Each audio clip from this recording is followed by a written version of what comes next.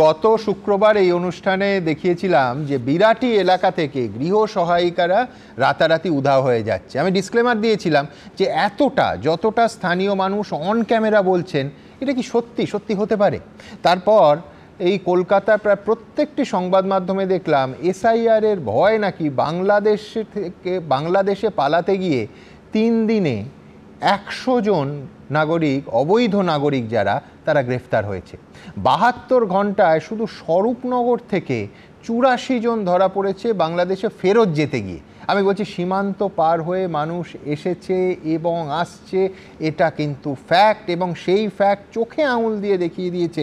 আমার পরের বক্তা অর্ণবের কাছে যাব, চোখে আঙুল দিয়ে এই রাজ্যের পুলিশই এই গ্রেফতারির সংখ্যাটা দিয়ে একেবারে স্পষ্ট করে দিয়েছে।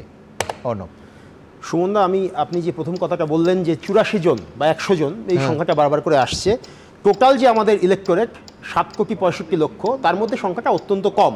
ধরা পড়েছে রাজ্য পুলিশের হাতে, ঠিক মানলাম, তাও এটাও হলো না দুদিনে। সেই সংখ্যাটা দিয়ে যে আতঙ্কের কথা আজকে বারবার করে বলা হচ্ছে, সেই আতঙ্কটা শুরু করেছিল কে বারবার করে প্রত্যেকটি জনসভায় বলুন, অন ক্যামেরা বারবার করে বলেছেন যে ডিটেক্ট, ডিলিট, ডিপোর্ট।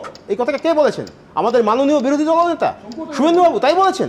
তাহলে এই যে ডিপোর্ট কথাটা বলছে, যখনই এই কথাটা বলছে যখন এসআইআর হচ্ছে, যেটা একটা বৈধ সাংবিধানিক প্রক্রিয়া, সেখানে ডিপোর্ট কথাটা যখন বলা হচ্ছে, তখন সেই ডিপোর্টেশনের কাজটা ইসিআইআর নয়, ওটা স্বরাষ্ট্র দপ্তর করবে।